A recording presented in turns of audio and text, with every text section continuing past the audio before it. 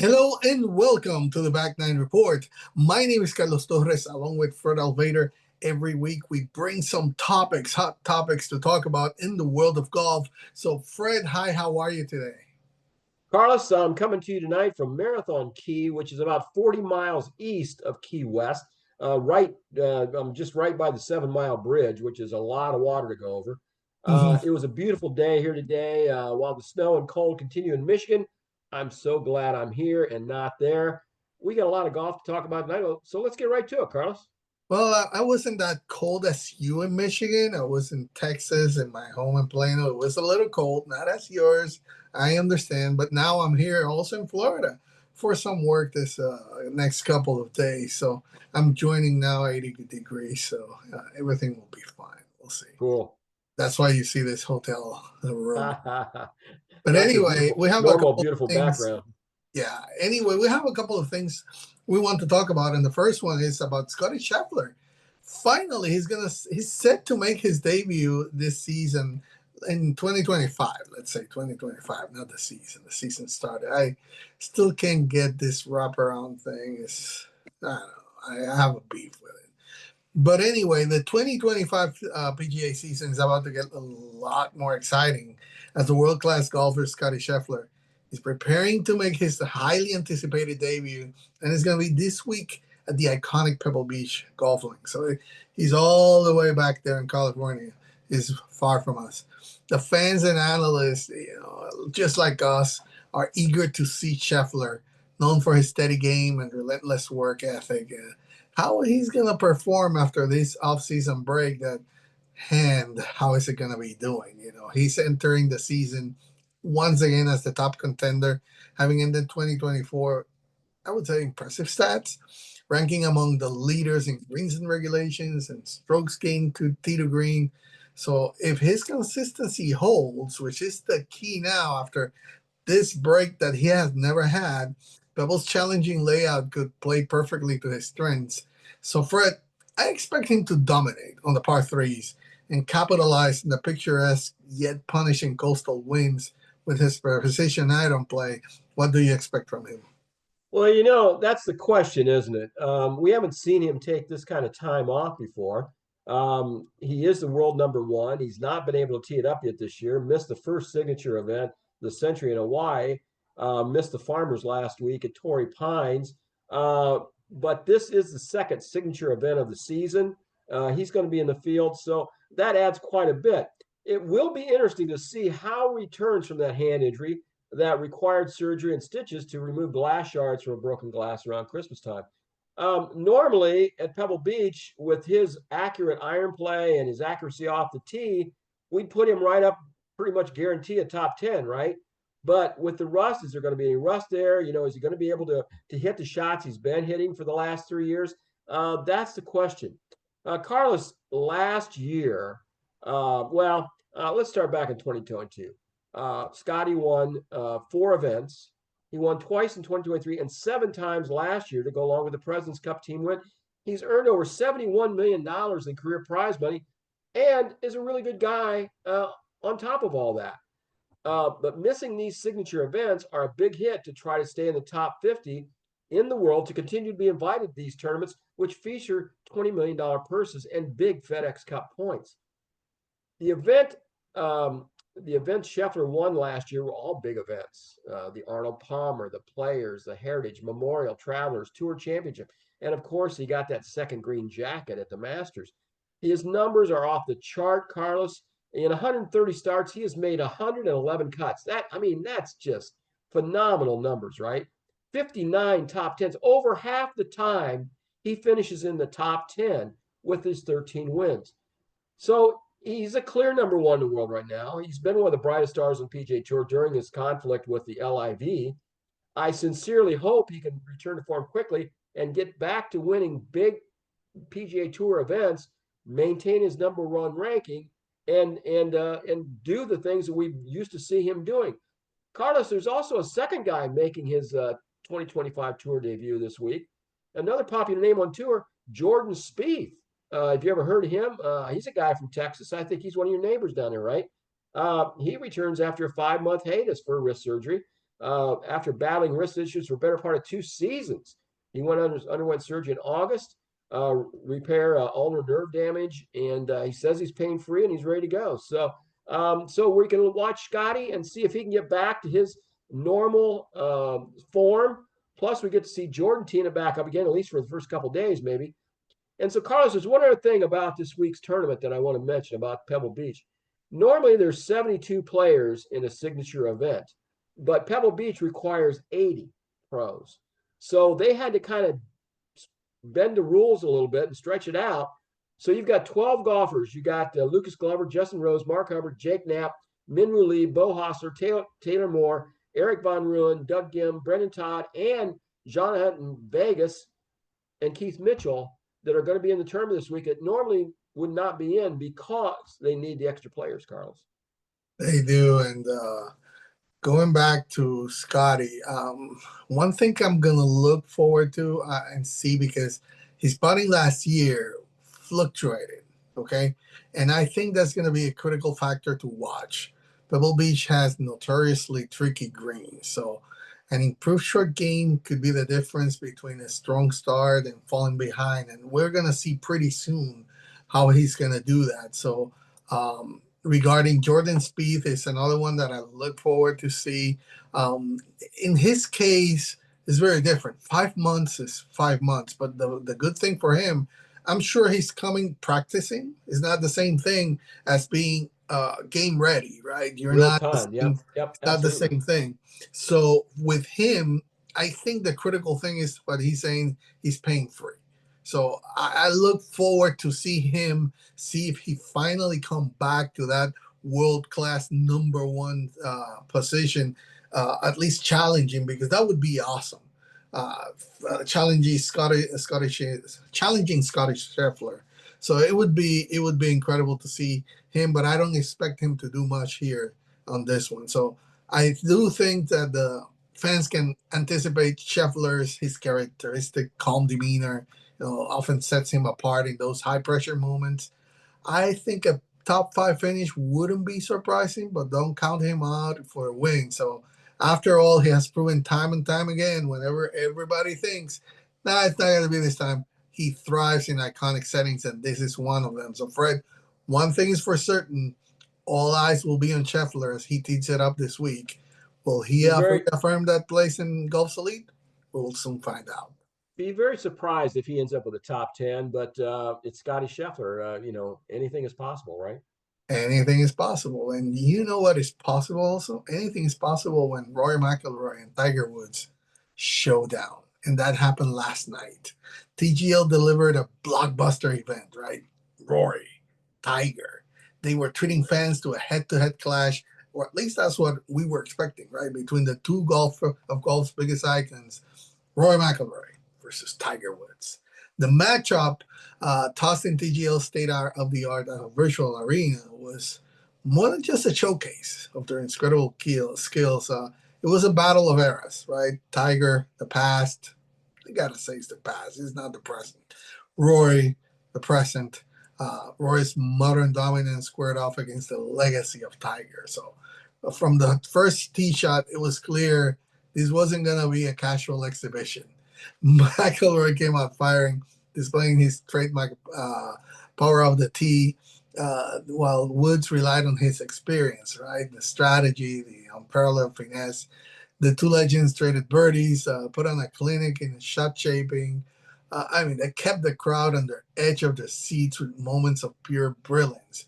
So, what you think about that moment last night? I think one of the night's highlights came on that par five virtual replica of Pebble Beach 18 hole, where McIlroy boomed that 340-yard drive, setting up an eagle opportunity, and then Tiger with a laser-like approach shot from the fairway, reminding everyone, hey, he's still one of the most feared competitors in the game, even though he's not playing that well right now in tournaments. Well, the good news for Tiger is you don't have to walk very far to hit the ball in TGL. It's not like you got to walk Augusta National or up and down hills or any of that kind of stuff. So that really helps him a lot. And we all know he can still swing and still hit it, and he knows what he's trying to do, and he's got the feel. It's just that he can't walk these golf courses. So something like this, where it's indoors, it's simulator golf, he can play that and be very competitive for sure. He made kind of dubious history this week in his third TGL match. His Jupiter Lynx team was competing against Rory, of course, bringing the two stars and founders of the TGL together. The match was tied after the first 9 holes, and that's where they play alternate shot, right, with the three guys. So it was all tied after that, which was good because Tiger's team got blown out last time they played by the LA team. And so it goes to the last 5 holes, then are individual singles play. And so Tiger was playing Rory, and Rory drained his birdie putt on number 10, and Tiger took too long. So they have that 40-second clock. So Tiger got a penalty, lost the hole. Well, that's not the end of the world, but you get 2 timeouts. All you do is call timeout. One of the other guys on his team should have been hollering, hey, timeout, something to not get that penalty. He still could have made the putt. So that kind of was a messy little deal that they had there. And then, like I say, after the thrashing that the LA team gave him last week, Tigers' Jupiter Lynx team barely defeated Rory's Boston Company 4-3 in overtime. They had to go overtime. They had to hit it closest to the pin, and Tom Kim nailed a shot in there to give them the win 4-3. Carlos, even with they've kind of layered this, right? They started out with just some of the guys. Then they brought Tiger in the second week to boost the ratings, which they've had good ratings the first 2 weeks, really good ratings. The ratings this week, not so much. Even with Tiger and Rory in the field this week playing each other, you'd think that would even be bigger, right? But no. People are maybe getting a little disenfranchised with the TGL thing, even with the big names there. They were down 32% from last week, Carlos. Now, did moving to Monday night instead of Tuesday night have something to do with that as well? I'm not sure about that, because I thought they were all on Tuesday night. I didn't realize it switched to last night until right when they were doing it, actually. But when they had been reaching around 1 million views on ESPN, and last night the average was 682,000. So that's down substantially, Carlos. I wouldn't be surprised to see this get down to about 500 or 400,000 and be similar to what maybe a college basketball game would be. What do you think? Yeah, I totally agree, and definitely, I think the first few weeks was the new thing, right? This is that what is going to be redefining the fan experience, right? Blending tradition with innovation in ways that bring new exciting excitement to the game, or at least that's what they're trying to do. But I think that what they're appealing is to a different type of fan. It's not everybody that likes this thing that. Old guys like me don't get that turned on about watching simulator golf. Correct. And the thing is, it's not, at the end of the day, true pure golfer fans are not. They were, I guess, those few weeks like, let me see what it is, and if it's going to be captivating, if it's going to be an electric atmosphere. It is, in a way, you see that candid banter and insights into the player's game, which gives fans a rare glimpse into their thought process. But at the same time, not everybody is for this, and I think this is a niche thing, and we talked about it when it started. We were like, okay, let's see if this is something that is going to captivate the fans, but definitely is geared towards a specific type of fans. I think it's great to see it, but it's not going to be driving people to the golf courses because of that. I totally agree with you, Carlos. I think it's going to level out. There was a curiosity about it the first couple of weeks, and even though it's Tiger Woods, people are not going to buy into the simulator golf on TV unless it becomes tremendous entertainment, and they got to change some stuff if it's going to be that. Yeah, it's difficult. I don't see how that can happen, but hey, you never know. That it may be. But you know what's gonna happen also? We have the LIV golf season in 2025. It's set to tee off this week in Riyadh in Saudi Arabia. And the buzz surrounding the opener somehow is an all-time high, with a lineup of top-tier talent, new venues, and the promise of even more drama and off the course, on and off the course. This year could be the league's biggest yet, and we're just starting. The tournament will be hosted at the luxurious Royal Greens Golf and Country Club, and will feature many of LIV's biggest stars, including Cameron Smith, Dustin Johnson, Bryson DeChambeau, and Brooks Koepka. So the fans can expect the thrilling long drives that they do, aggressive pin seeking, and the signature team format that has set the LIV apart. So Fred, Riyadh's course is desert winds and challenging greens. I think it provides the perfect backdrop for players to showcase their skills and shake off that off-season rust that they may have. But what's new for the 2025, and what do you expect on this season? The big thing new for this event, Carlos, is that it's going to be held at night under lights. Have you ever played golf under the lights? We Oh, had a, when I was growing up, we had a little par 3 golf course about 25 miles away from my house. And every once in a while, I would slip over there after dark in the evening and play 9 holes. And it was under the lights. It's a lot different. The shadows, the putting especially, is a lot different. It's hard to get that direct sunlight to see all the bumps and humps in the greens when you're putting. You can hit shots. I mean, you've been out on a summer night playing. We used to do this all the time. We'd play till dark, and you'd be out there the last couple of holes where you almost needed the car lights on to be able to see the last couple of holes, right? And you can still play, but putting and chipping become a lot more difficult in something like that.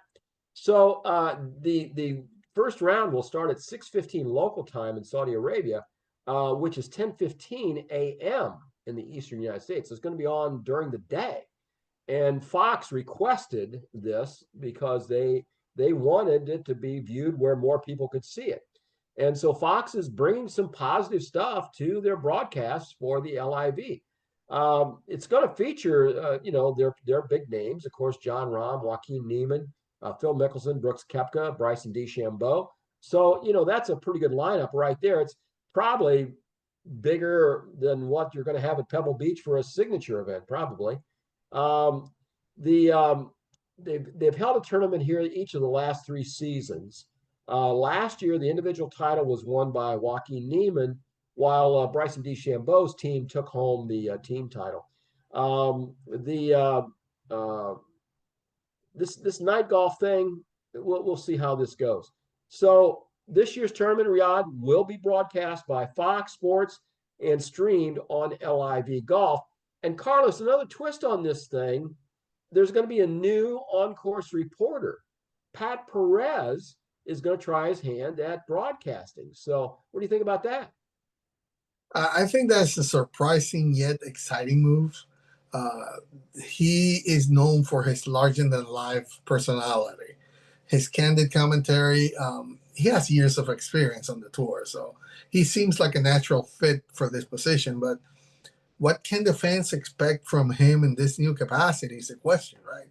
For one, I think his intimate knowledge of the game and the relationship that he has with the players really makes him uniquely qualified to offer insights others might miss. And he definitely is not going to be cutting corners or just, hiding things. He's just going to go straight up. That's what Pat Perez is. He walked the He's same never first. been known for hiding his feelings. He kind of lets it all come out. Definitely, he's gonna wear his feelings on the sleeve. So I know, he has battled the same high stakes pressures and knows what it takes to compete at the higher level, believe on him or not, but he has a first understanding of the LIV's unique team format.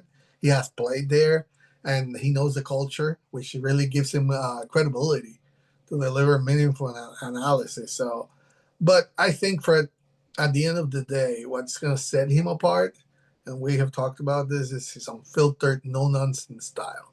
Whether it's breaking down a key shot or interviewing a player mid round, I think that the fans can count on him to bring humor, honesty, and maybe even a little controversy. That would be fine. So he's kind of needed to do this to turn him money because I mean, he can't get by probably on the 20 million they paid him to come over to live or whatever for a couple of years. He finished 48th on the LIV tour, so he got bounced off of Dustin Johnson's team, replaced by Thomas Peters. He won 3 times on the PGA Tour, most recently back in 2017. He said, "I'm full steam on this thing." I'm really excited to do it. It's a perfect midlife restart for me. So he's transitioning to a broadcast on Fox Sports. And Carlos, as you know, I've never been a big Pat Perez fan. He's loud, over the top sometimes, so he might be just a really good announcer. It might be a good fit for him. We'll kind of have to wait and make a judgment after next week's event. Yeah, I think it kind of reminds me of David Faraday in a sense, right? Uh, because if he can balance that trademark style of him with sharp reporting, I really believe this with this new emphasis on Fox Sports and trying to get this new broadcasting to a higher level. I think that's what the spark that they may need to make its coverage stand out. But they need him to be sharp on that. So I think all eyes will be in him taking this. I expect fireworks from him, laughs, and some memorable, probably controversial moments coming from him. But I think that's what they need, right? They need to start. That's what he's going to have to bring the first time. Yeah, Yeah, yeah. You have to make a statement, right? definitely, he has, and I think all eyes are on LIV this year. I think this year for LIV is critical because they have extended now new venues worldwide. They're still doing that more intervention and focus on the LIV Steam format. So it is crucial. I think this is a make it or break it season for LIV because they either do something big or they are going to have to fold because the PGA Tour is just keeping all those players. Carlos, another final note before we wrap up for tonight. The LPGA kicks off their 2025 campaign with the Hilton Grand Vacations Tournament of Champions at Lake Nona Golf and Country Club up here in Orlando. That begins the 30th and goes through February the 2nd. So LPGA getting their season started in Florida as well, Carlos. They do, and that's one season that we always look forward to. The women play amazing, and all their stars are all the time in every tournament. So hey, just watching the whole year, looking forward to it, Fred. Any final words before we close? No, the only thing we're still watching, I guess Colin Morikawa's teeing it up this week. He didn't tee it up last week at Torrey. We haven't seen anything out of Xander Schauffele. I don't know what he's doing for sure. So that's always a concern when these guys back out of tournaments, Carlos.